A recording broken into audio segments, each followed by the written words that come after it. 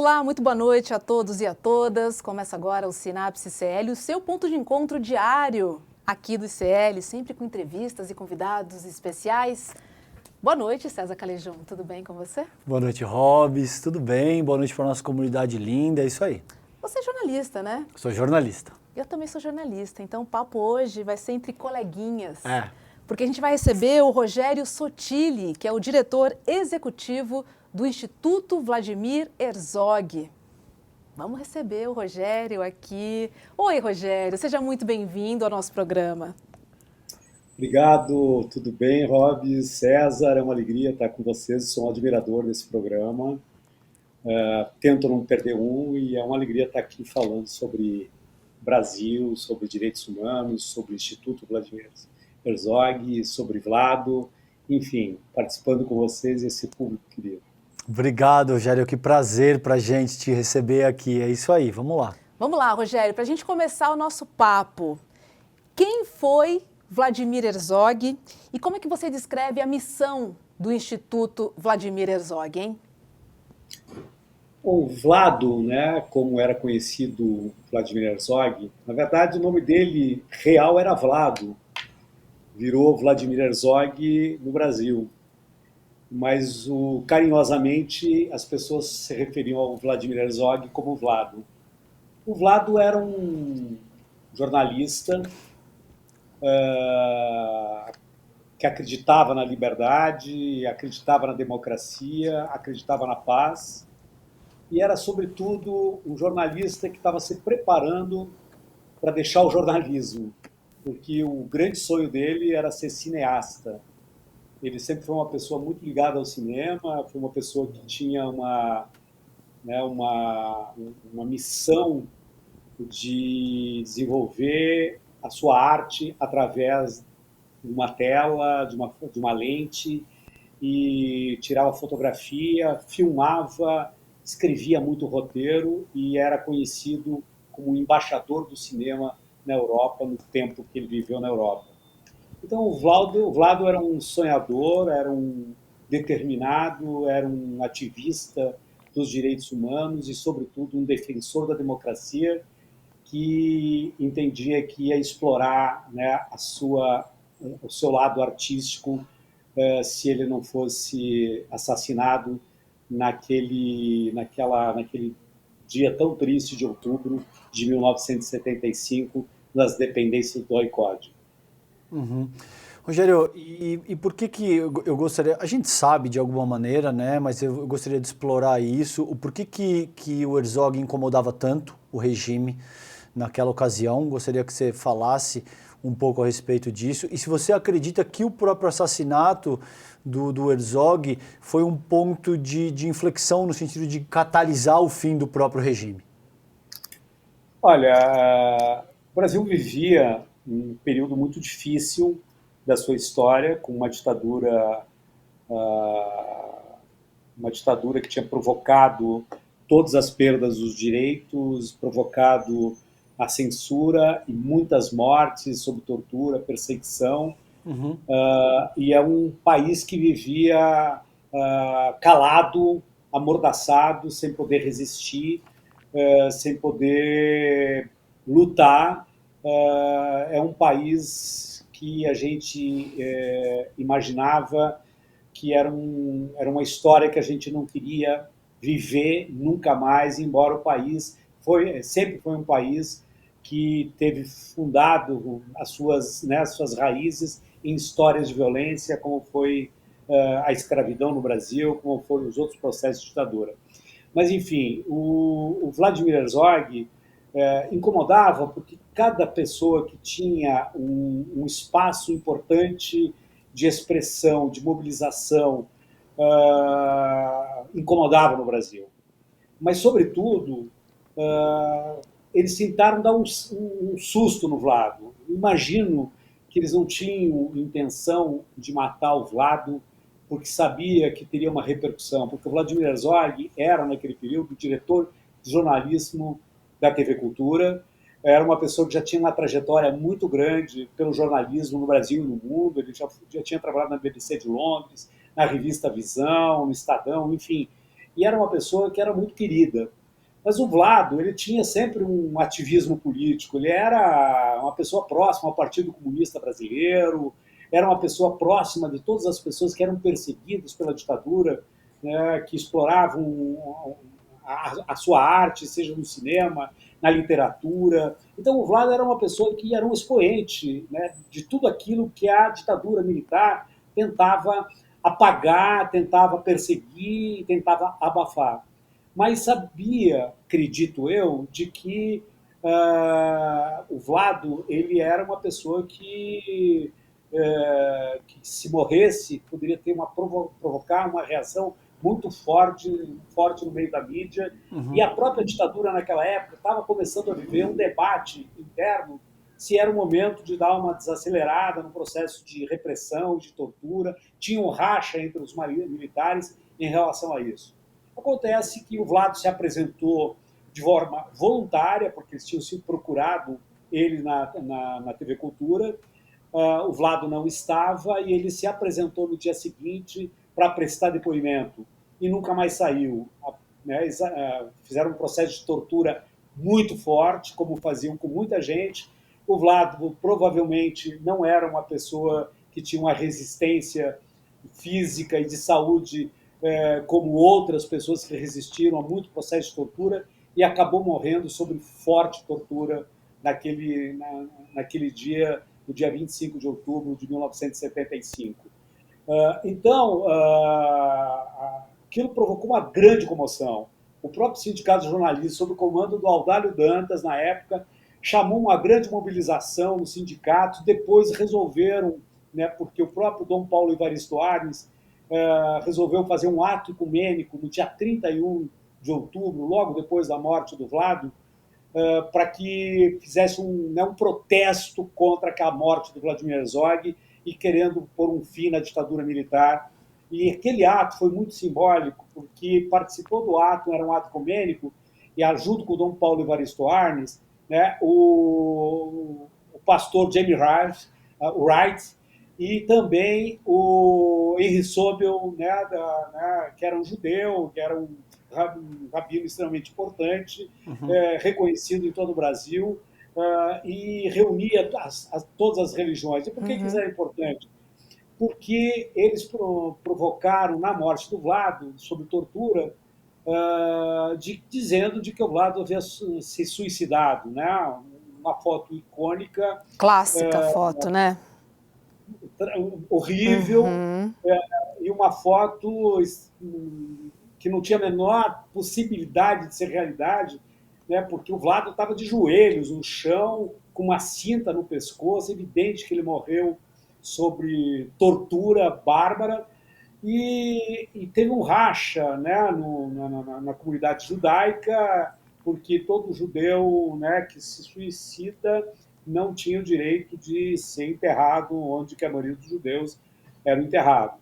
Então, houve o próprio o Henry Sobel, né, participou desse ato, brigou para que o Vlado tivesse um enterro como judeu, né, e que fosse, e não reconhecia o suicídio, né, a versão de suicídio do Vladimir Herzog.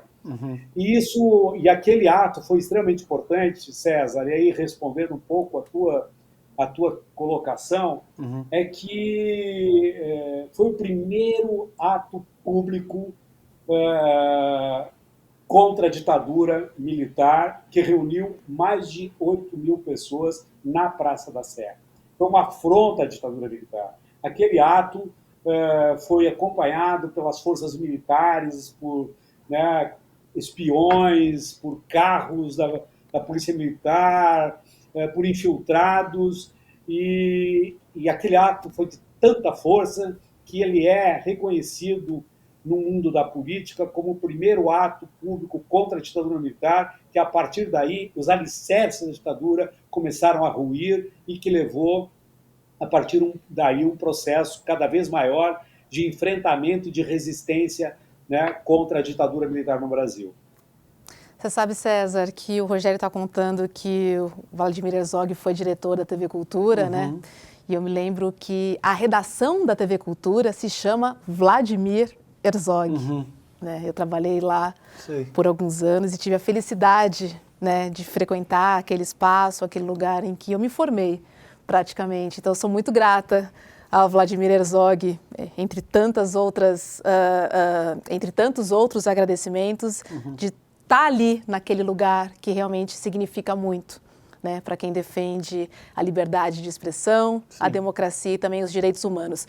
E, Rogério, aproveitando, né, qual é a função do Instituto Vladimir Herzog no sentido de promover, né, ou de assegurar a liberdade de expressão e também na promoção dos direitos humanos, hein? Olha, Robes, o Instituto ele tem como a sua grande missão defender o legado da vida e da morte do Vladimir Herzog, que é, sobretudo, a defesa da democracia.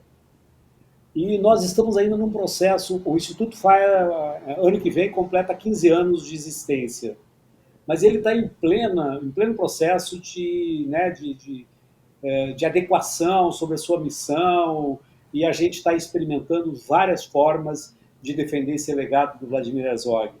E eu vou te contar o seguinte: quando você fala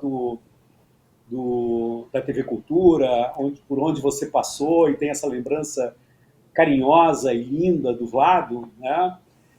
O Vlado tinha um grande amigo no jornalismo, um amigo de toda a vida, que acompanhou com ele em várias redações, na BBC de Londres, e estava na Cultura também, que é o Fernando Pacheco Jordão.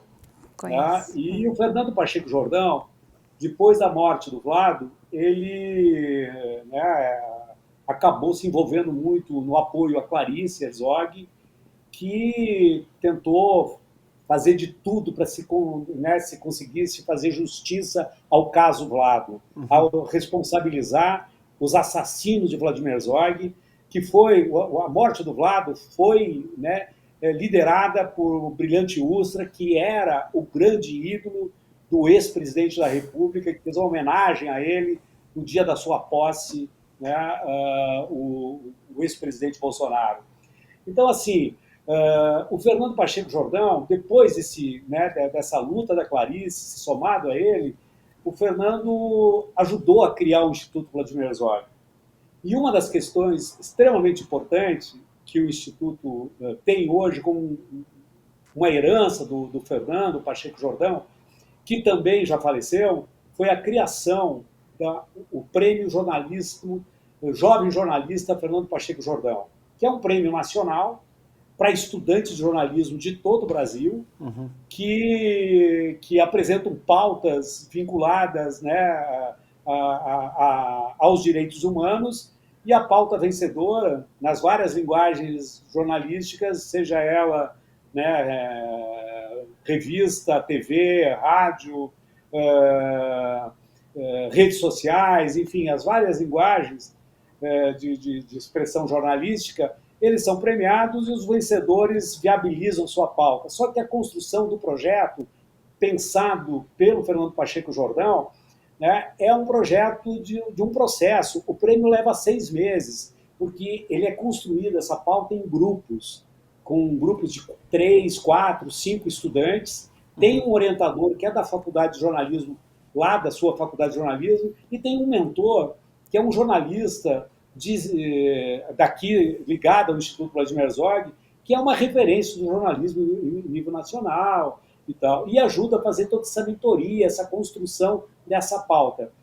E é um processo incrível, porque eles debatem na faculdade, eles constroem a pauta, os vencedores vêm para São Paulo, eles defendem, eles fazem um debate com a mentoria aqui, e aí eles depois elaboram e produzem essa pauta. Essa herança deixada pelo Fernando Pacheco Jordão faz parte de uma das atribuições importantes do Instituto Vladimir Herzog, que é o processo da defesa da liberdade de expressão, do jornalismo independente, autônomo, e entre outros projetos também que tem tudo a ver com a democracia. Se a grande missão do Instituto Vladimir Herzog, que era a grande missão né, e o grande legado de Vladimir Herzog, que é a defesa da democracia, nós não podemos pensar uma democracia sem liberdade de expressão, sem uma imprensa livre, sem uma imprensa completamente independente.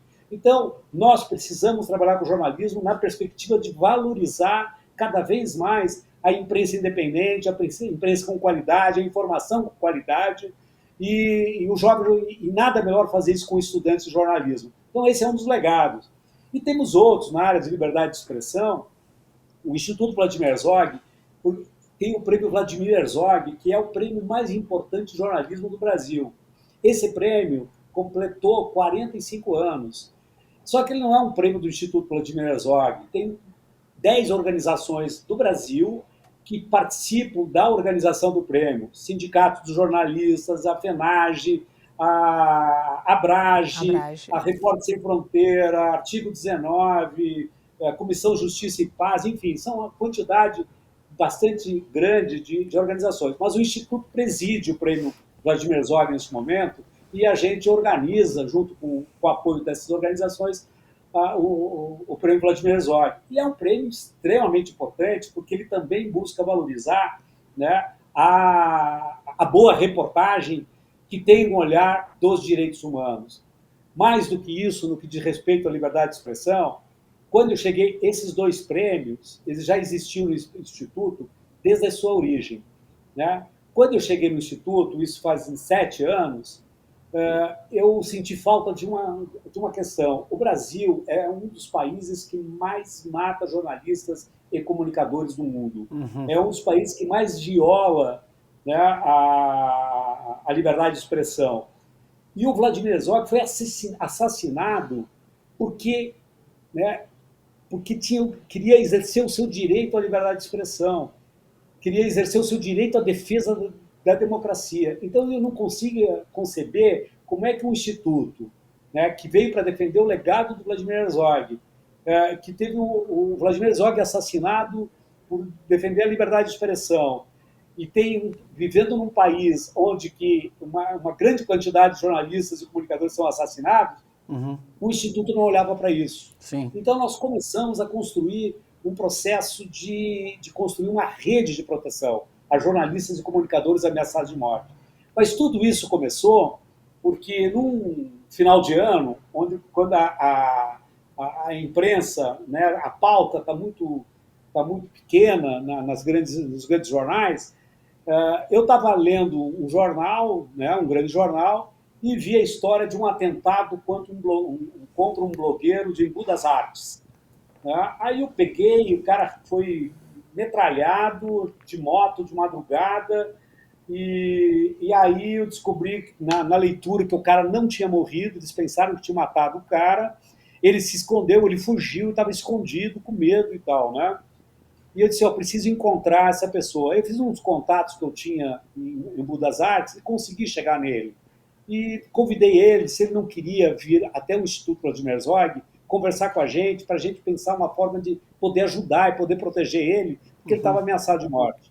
E ele veio, né? Ele chegou lá muito assustado, e na hora ele contou tudo o que aconteceu, o porquê que ele estava sendo... Né? Ele fazia uma denúncia no blog dele contra a gestão do prefeito, né, de corrupção, de desvio, né, nos contratos de saneamento básico, e o presidente da Câmara, que era aliado do prefeito, já tinha ameaçado ele, e ele tinha certeza que tinha envolvimento com os dois. Ele estava com medo, né? E aí a gente conversou e disse, olha, né, a gente pode te ajudar, né? E se ele estava disposto a aceitar ajuda. E na hora eu liguei para um amigo meu, que era do Ministério Público, que ligou para o Ministério Público de Embu das Artes, que já entraram em contato com ele. Nós ligamos para os advogados, eu liguei para a grande imprensa, para o Globo, para a Record, para a TV Gazeta, os contatos que a gente tinha. Eles foram lá para o Instituto, porque a gente entendeu que dar visibilidade era uma forma de proteção. Enfim, a gente fez vários movimentos, né, e ele se sentiu muito acolhido. E não existia nada no Brasil que pudesse acolher as pessoas que estavam ameaçadas. Esse é o nosso papel. Sim. Isso que nós temos que fazer. Então, hoje, nós construímos uma rede de proteção a jornalistas e comunicadores ameaçados de morte. Nós temos nessa rede 120 organizações de todo o Brasil, e ela é interessante porque ela é jornalistas e comunicadores. Sim. Porque tem jornalista que acha que comunicador, que faz a rede social, blogueiro, ou como a rádio comunitária não é jornalista porque não tem diploma. Não, a gente entende isso e geralmente esses são os mais atingidos porque eles estão lá na Amazônia, ele é ativista de direito ambiental e está sendo sofrendo ameaça de morte. Então essa é uma outra característica, né, de trabalho que a gente desenvolve no que diz respeito à liberdade de expressão. Rogério, eu quero falar a respeito da ascensão da extrema-direita, eu vou para isso em seguida, mas eu quero aproveitar o teu ensejo para uma outra questão que me é muito cara. Quando a gente fala de democracia, a gente tende a assumir que esse é um valor absoluto, que ou se pratica, ou se aplica, ou não se aplica.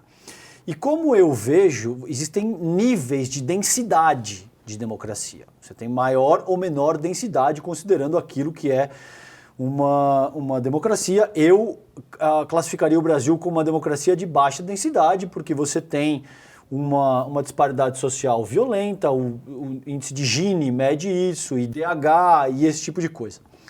Então, para caracterizar uma democracia de alta densidade, você precisaria considerar fatores que transcendem a liberdade de imprensa, que transcendem direitos civis, liberdades individuais. Tudo isso, evidentemente, é o substrato que conforma os valores mais basilares para a gente começar a falar de democracia. Mas no sentido de aprimorar a nossa democracia, a gente precisa de projeto que seja capaz de endereçar todas as questões endêmicas estruturais que a gente tem no Brasil. Como é que o Instituto sente essa questão que eu acabei de te colocar aqui? César, isso é uma questão de fundo, né?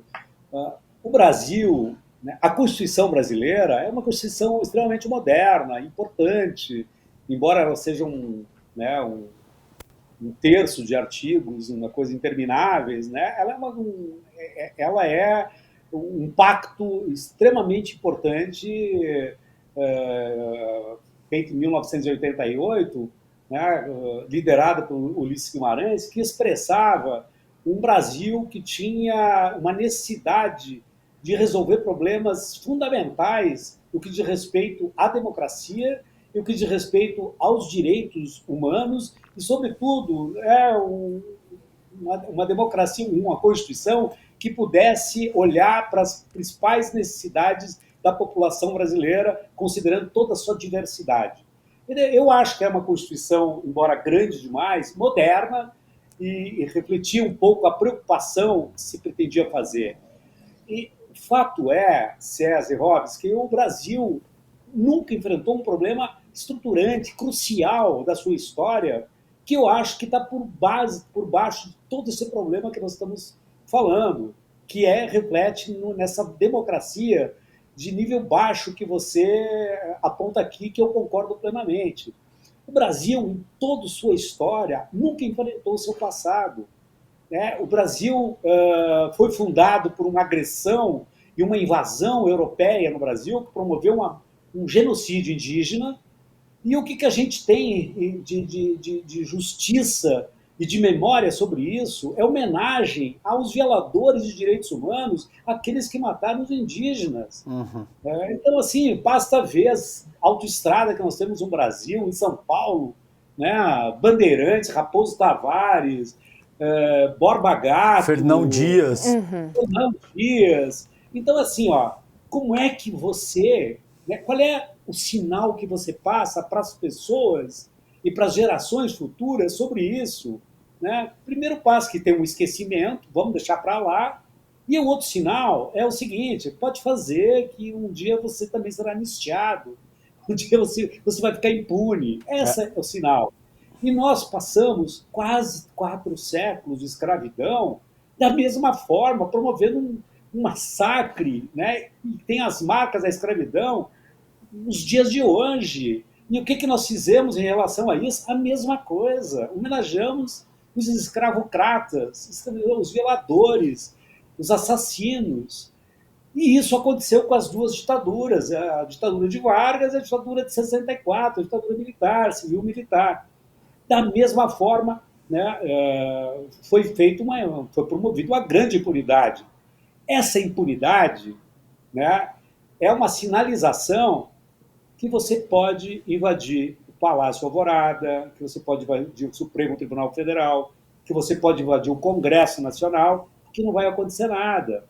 Né? Então, é isso, é um Brasil da impunidade, é um Brasil que não trabalhou a sua memória, é um Brasil do esquecimento, é um Brasil que carrega as marcas e vive uma cultura de violência. Então, Vladimir Herzog lutou a vida inteira contra a violência.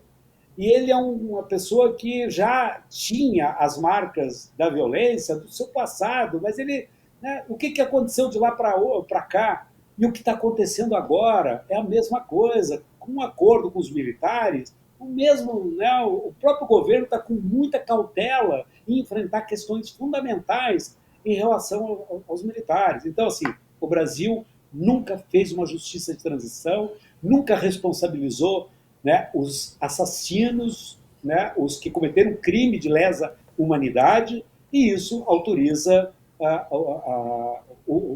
para que aconteça novos crimes. Então, nós temos, sim, né, corremos riscos seríssimos de viver novos 8 de janeiro no futuro, se a gente não enfrentar essa questão. Né? E quando eu falo enfrentar... Sim? Pode falar, Rogério, desculpas.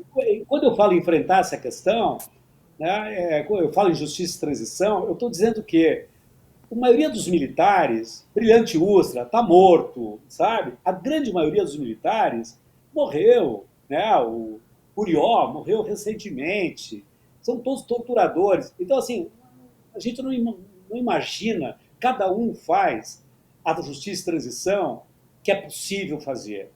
O que nós precisamos fazer é que, assim, a África do Sul, né, ela fez o quê? Ela identificou todas as pessoas que cometeram, né, crimes, que participaram do apartheid. Sim. E identificaram elas e tinha a placa, aqui mora fulano de tal, que é responsável pela morte de tantas e tantas pessoas. Você trabalhou a questão da memória, é uma justiça de transição. E no Brasil, não. Então, assim, eu costumo advogar de que a história está nos oferecendo mais uma oportunidade de enfrentar esse passado. Né? O que aconteceu no dia 8 de janeiro, e eu acho que o relatório da senadora Elisiane Gama, né, onde aponta os responsáveis, é um relatório preciosíssimo, da primeira qualidade, de uma mulher, de uma relatora corajosa, ela aponta isso.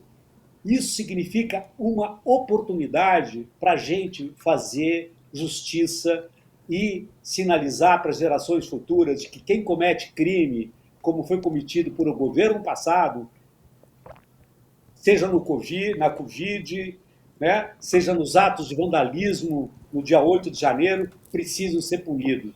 E os generais que comandaram aquelas tropas, que pactuaram, que participaram de forma direta ou indireta, devem ser responsabilizados para isso ser o exemplo que nós precisamos para o Brasil, para as gerações futuras. Com certeza.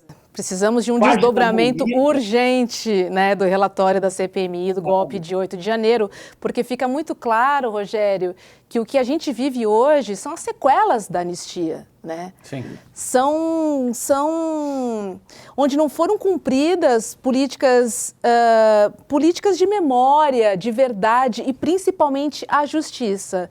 E aí o que acontece? Né? Um permanente ataque à democracia. Uhum. Porque são feridas abertas. Sim. Que não foram resolvidas. Então, assim, eu concordo muito com você quando você insiste, principalmente nesse relatório da CPMI, né, principalmente em todos os processos que estão no STF, né, que os mandantes, os financiadores, ou seja, toda a cadeia seja identificada, porque a gente entende quem entrou, o que fez, o que quebrou, mas existem muitas pessoas por trás que ainda não apareceram. Claro. E a gente precisa ir a fundo nessa história. Não dá mais para o Brasil só olhar o que está raso. A raia miúda. Exatamente. É um basta. Só assim a gente vai resolver essa história de uma vez por todas, né, César? Total. E aí, Rogério, eu acho que eu aproveito o ensejo aqui da Hobbes para a gente te ouvir um pouco. Como é que é essa ascensão da extrema-direita de cariz neofascista ao longo dos últimos 10 anos afetou o trabalho do Instituto, afetou o teu trabalho? Porque a gente sabe que um dos pilares dessa extrema-direita é atacar a liberdade da imprensa, é atacar os valores que sustentam a nossa própria república, a nossa democracia, e o Instituto prima por defender esses valores, né? Como é que foi? Como é que vocês vivenciaram isso no Instituto Vladimir Herzog e como é que vocês experimentaram toda essa onda de ataque e violência que foi promovida, principalmente a partir da ascensão do bolsonarismo ao longo dos últimos anos? Foi um processo muito difícil, mas eu vi como foi uma grande oportunidade que foi oferecido para nós no Instituto para se recolocar. Você sabe que até o governo Bolsonaro, o Instituto Vladimir Herzog, ele era um instituto que desenvolvia alguns projetos de educação e direitos humanos e tinha os prêmios de jornalismo. Sempre uma agenda muito positiva e tal, mas não era um instituto que tinha como uma das suas linhas de atuação a incidência política. Quer dizer, o governo Bolsonaro, né, foi os horrores promovidos pelo governo Bolsonaro foram tantos, e a agressão que o Instituto Vladimir Herzog começou a sofrer durante o governo Bolsonaro, né,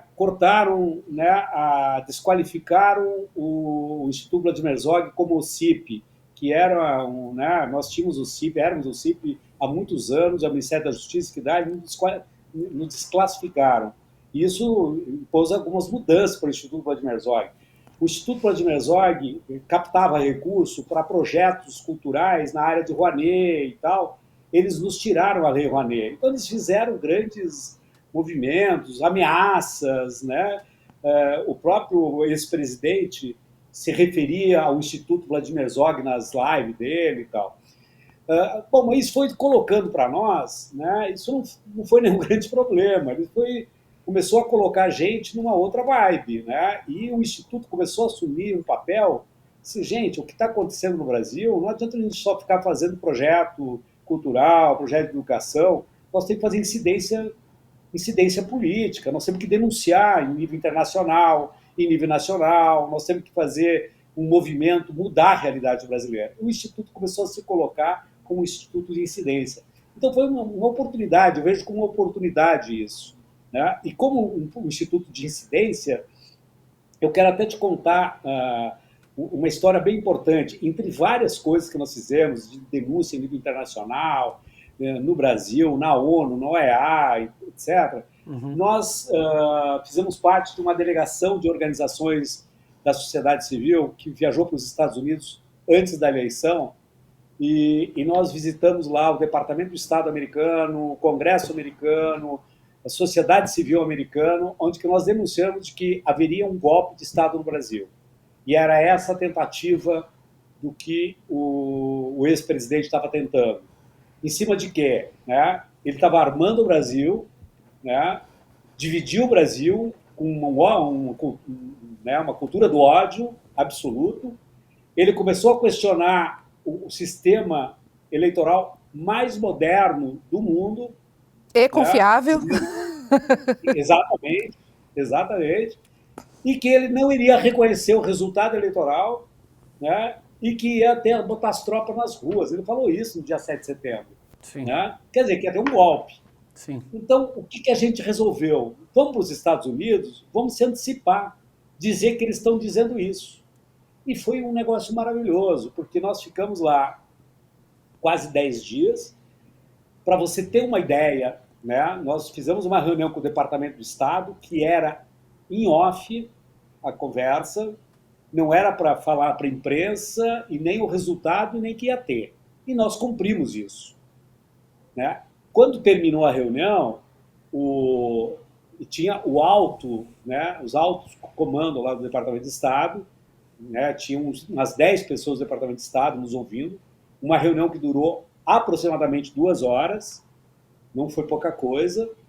E aí, nessa reunião, o próprio Departamento de Estado disse: nós levaremos essas informações, né, que vocês nos trouxeram aqui hoje para o presidente, né, e já antecipo a vocês de que, né, os Estados Unidos não irá pactuar com qualquer ato aventureiro golpista, né, no Brasil, que nós reconhecemos o sistema eleitoral brasileiro como um exemplo de sistema eleitoral no mundo.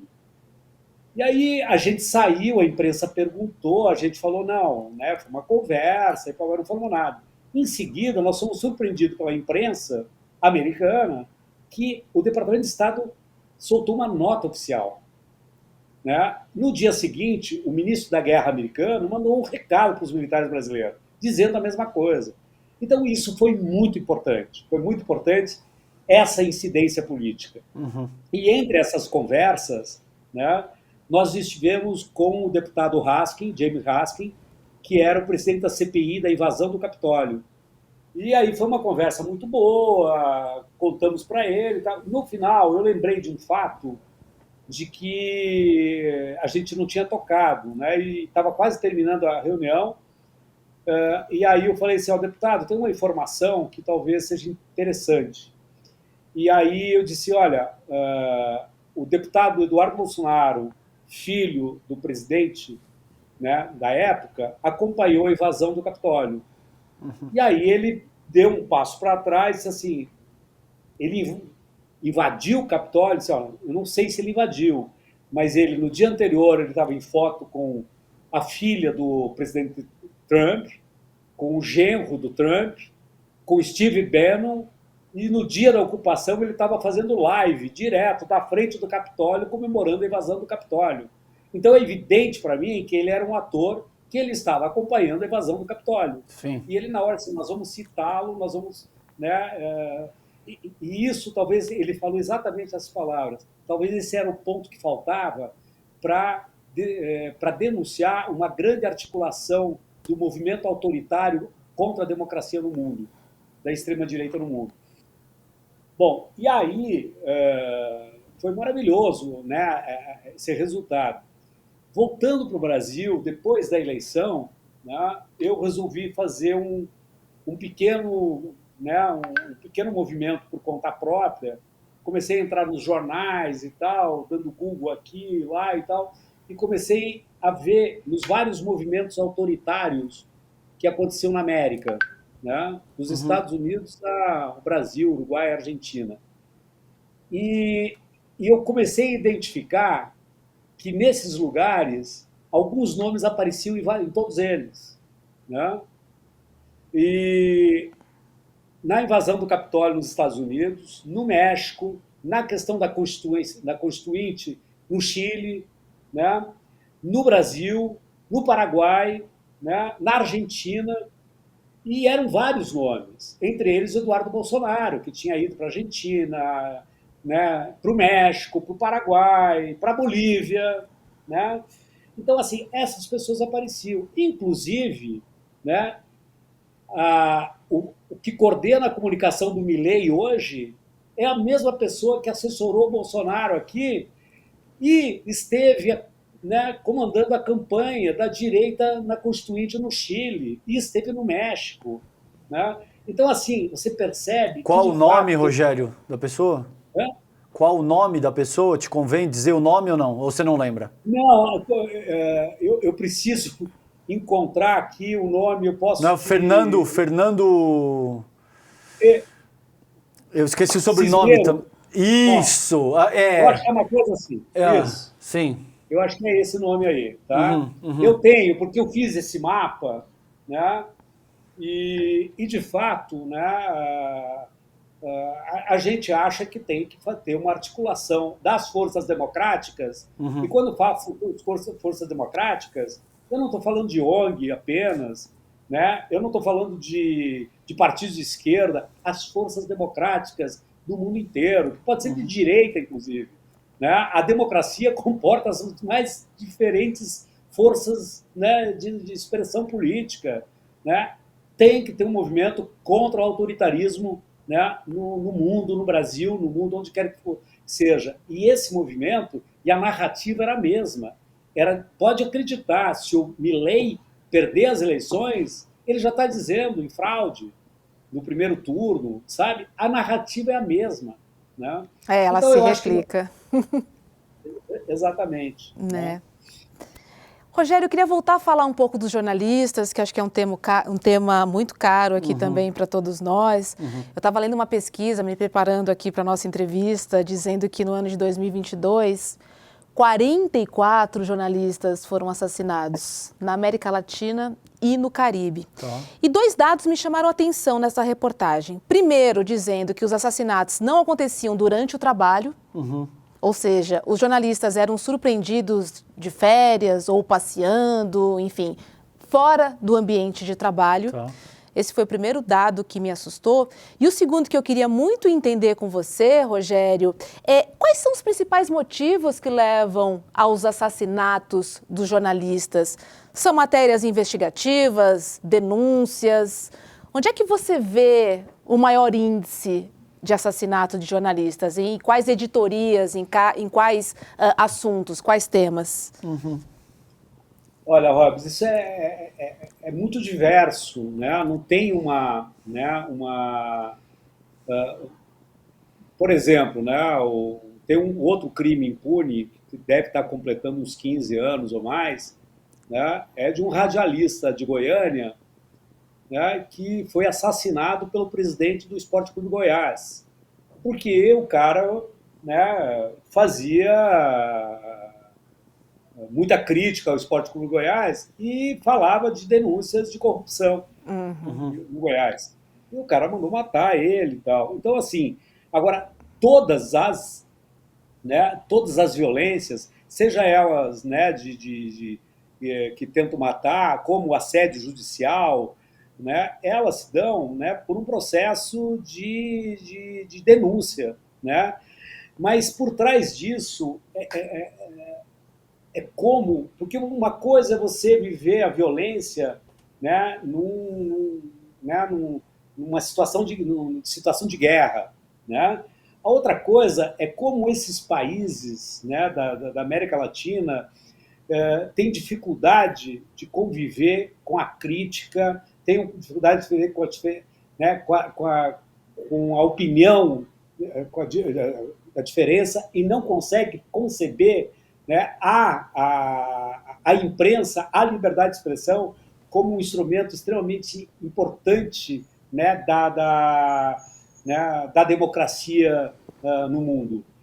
E o que é mais grave, Robes, né, você sabe que como é difícil você envolver os grandes meios de comunicação, né, na denúncia contra a violência contra os jornalistas. Né? Você faz atividades para debater a questão da liberdade de expressão ou a violência contra os jornalistas, parece todo mundo, mas ninguém da Folha, ninguém do Globo, né? Ninguém do Estadão. Né? É uma coisa impressionante. Né? É evidente que esses jornalistas eles estão mais bem amparados. Nunca vou lembrar, o Juca Kfouri, num evento nosso, ele foi, bom, gente, aqui, ó, eu tenho os melhores advogados do mundo, do Brasil, para me defender contra assédio judicial, contra, né, as violências, eu sou bem amparado. Né? Não é o que acontece no interior, né, e nos jornais menores. E agora, com essa questão da comunicação, né, nas redes sociais, nos blogs, né, porque o limite, né, do ativismo de direitos humanos para um comunicador, ele é muito estreito. Às vezes é a mesma pessoa que está lá né, Ribeirinho, em Altamira, defendendo lá, fazendo atividade pelo movimento atingido por barragens, está fazendo seu blog, está nas redes sociais. Agora, no Brasil, tem um outro dado importante da violência, porque não dá para você imaginar a violência só sobre aquela pessoa que está sendo ameaçada de morte. Né? Ela é ameaçada de morte muitas vezes, mas sofre um assédio, né, judicial, e isso inibe, ela fica com medo. Né? E a violência verbal. Né? Então, assim, a maior violência se dá contra as mulheres jornalistas, né? E aí, é claro, é de um país extremamente patriarcal, machista, né, racista, e se Misógino. a mulher total, Uhum. e se a mulher for uma mulher negra, né, jornalista negra, então ela vai estar muito mais em situação de vulnerabilidade, né, para sofrer violência. É só lembrar, nos últimos 4 anos, o maior violador, né, motivador da violência contra a imprensa, os comunicadores do Brasil, era o Bolsonaro. Tanto é que ele, até hoje, ele está pagando dívidas, né, que a justiça condenou ele em vários casos, né, de ofensa contra jornalistas, que não precisa lembrar aqui. Ganhou umas anistias também, né? Principalmente do É, governador de São Paulo. Mas tudo bem, levou, né? levou algumas facilidades, felizmente. Infelizmente. Querido, a gente Pode tem aí. ser, pode ser que o governador de São Paulo ainda ofereça alguns prédios públicos para homenagear outras pessoas. Ele já fez isso, né? É, o Tentando Erasmo Dias, né? exatamente, Nome né? de Então, ponte, estação de metrô, enfim. A lista pode ser que só aumenta. O Bolsonaro tenha ainda algum espaço público, É. né? Esse legado histórico, cultural dessa veia autoritária, assassina, a qual você se refere muito bem na tua fala nesse programa, que a gente precisa ser capaz de combater. Agora, Rogério, a gente tem famílias de pessoas que desapareceram na ditadura, que estão pressionando o governo Lula pela retomada dos trabalhos da Comissão Especial sobre Mortos e Desaparecidos Políticos. Você tem ciência desse processo? Você sabe como é que isso está andando? Você acredita que existe a possibilidade do governo Lula 3 abrir um processo análogo à Comissão da Verdade e botar isso na pauta pública de uma maneira mais ampla, ou você acha pouco provável que isso aconteça? Olha, eu acho que o governo Lula, né, esse governo Lula, né, está sendo encarado pelo presidente Lula como um governo de transição, né, de transição onde que ele vai ter que conviver por um bom tempo com o desmonte do Estado brasileiro, né, com o desmonte da máquina pública, com um país ainda quase dividido, né? Essa divisão ela está perdendo um pouco o fôlego, e com um Congresso mais conservador da história do Brasil,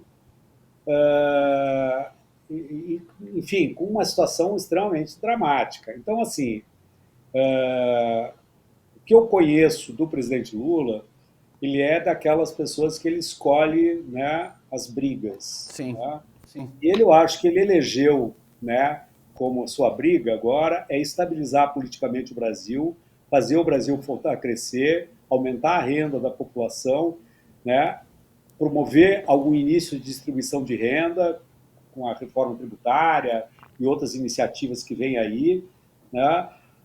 E isso é extremamente importante. E talvez ele imagine, né, um governo de transição para que um outro governo, em outro momento, né, ou a reeleição dele, ou quem vier, né, depois dele, né, possa produzir e promover algumas mudanças mais estruturais. Eu acredito que é isso que ele esteja fazendo. Agora, nisso vem a importância do papel da sociedade civil, porque eu tenho maior solidariedade a esse entendimento do presidente Lula e sobre as dificuldades com que ele está vivendo, né? Mas eu acredito que ele não pode deixar de lado agendas extremamente importantes para a democracia brasileira.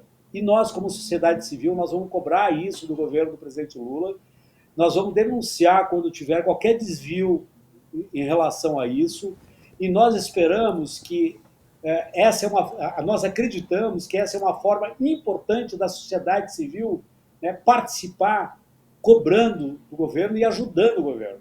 Né? O próprio presidente Lula já disse várias vezes, né, de puxar saco eu já estou cheio, não preciso. Eu preciso de gente que cobre, porque senão tem um lado que está cobrando.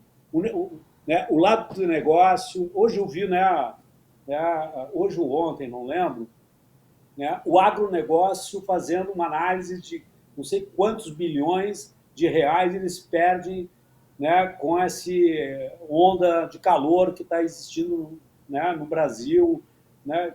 Bom, mas o agronegócio, eu quero ver ele também, né, discutir, né, o aquecimento global, né, o efeito estufa, né, a questão do gado, a questão da... Então, assim,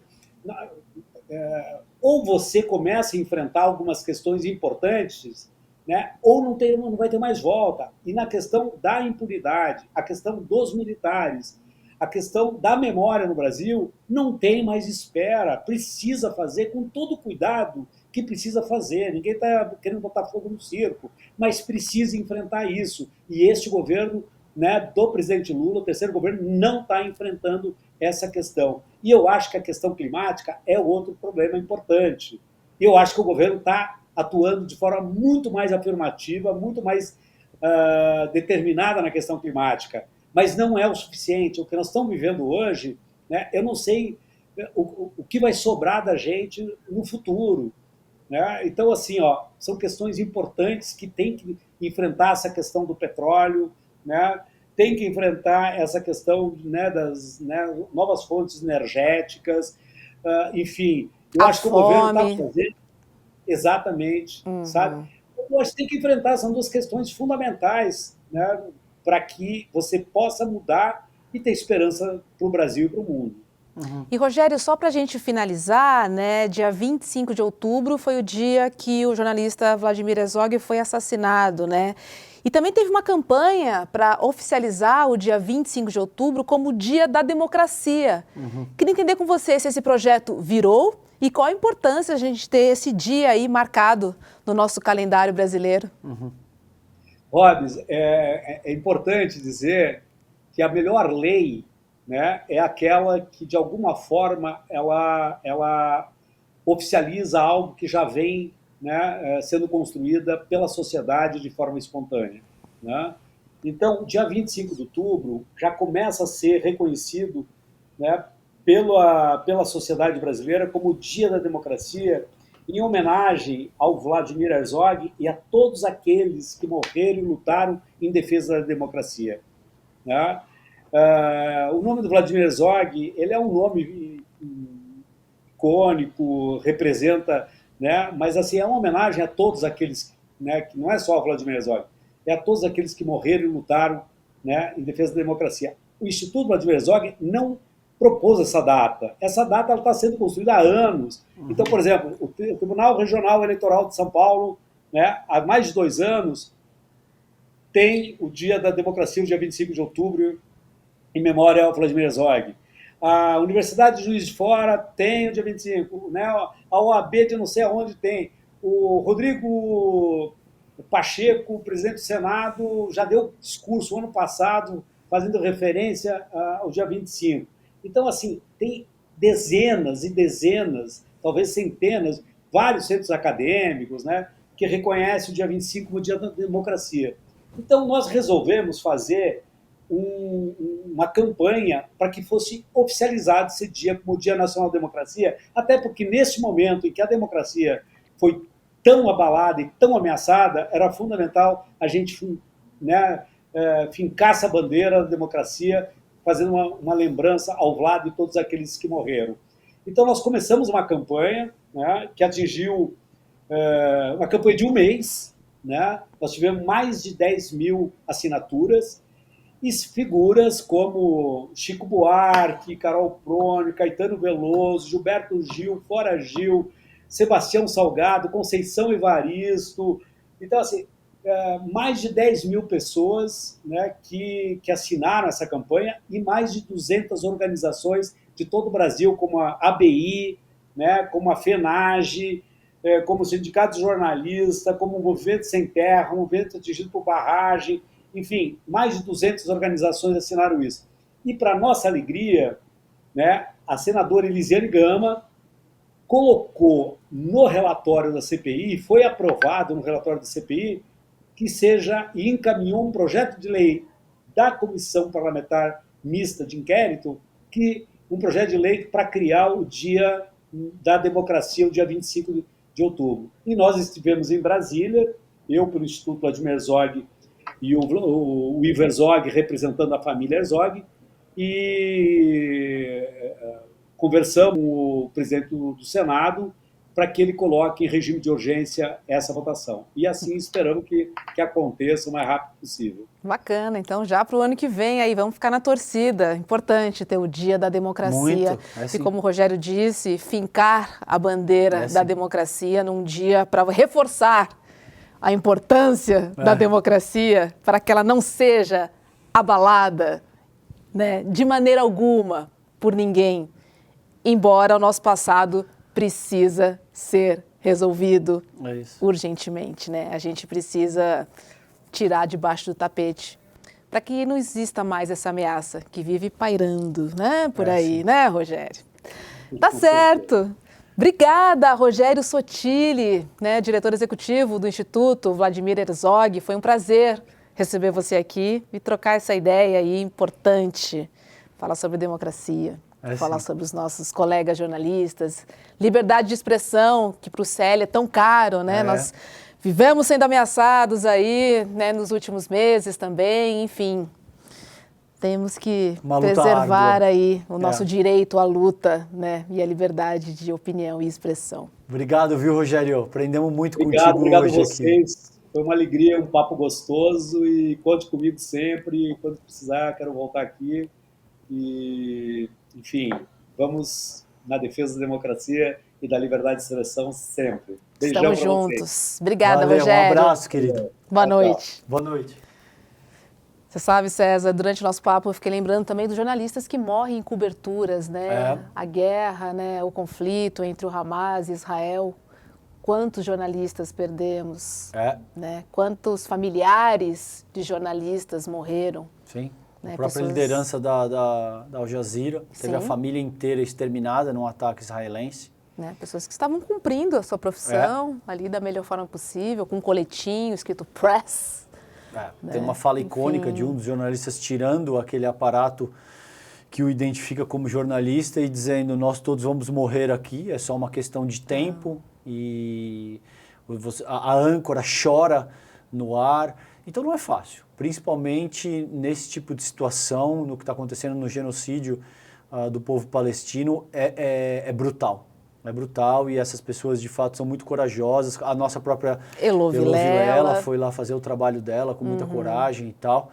Então não é brincadeira e daí a importância de ter figuras como Rogério, instituições como o Instituto Vladimir Herzog. Muito bom o papo hoje, aprendi demais aqui hoje. Bacana, né? Porque são profissionais que trabalham para trazer informação, se arriscam, né, para trazer informação e muitas vezes revelam um submundo aí que vive escondido. Exatamente. Né? Então a função do jornalista é muito importante. Né?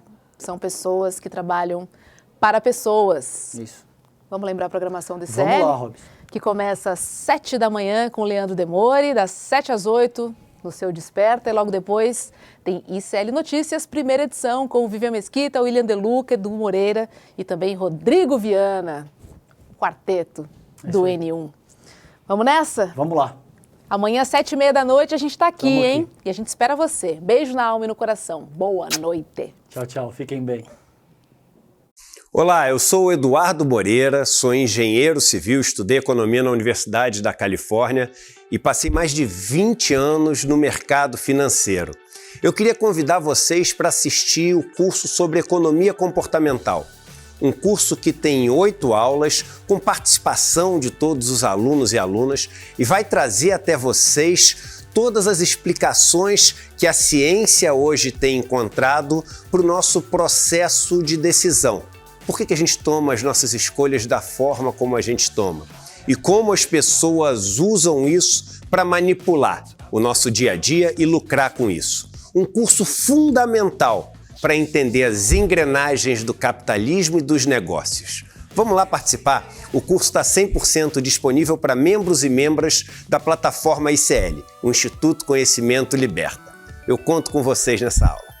Oi, gente, tudo bem com vocês? A gente veio hoje contar um pouquinho sobre o curso de saúde mental e cuidado que o Instituto Conhecimento Liberta está oferecendo. O curso é comigo, Bia. E comigo, Renan. Nós somos psicólogos, professores, trabalhamos com formação e com cuidado em saúde mental e a gente quer propor para vocês uma discussão bastante crítica e necessária sobre o campo da saúde mental. Nesse curso da gente, que faz parte dos mais de 200 cursos do Instituto Conhecimento Liberta, a gente vai pensar sobre as questões da saúde mental, para além da loucura, para além do adoecimento, para além da psicopatologia, pensando questões como direitos humanos, gênero, raça, classe, sexualidade. Então, venham juntos e juntas discutir com a gente. Olá, eu sou a professora Carolina Casarim, do curso Moda e Modernismo no Brasil, e nas nossas aulas você vai aprender um pouco sobre a história do modernismo no Brasil, a história da moda, as relações entre moda e modernismo e a importância da aparência não só para o modernismo, mas para a gente de maneira geral no nosso dia a dia. Por que é importante a gente entender sobre a história das roupas? Por que é importante a gente ter consciência do valor político que a aparência tem e que os nossos modos de vestir têm? Mas além disso, você vai aprender muito mais. Te espero lá!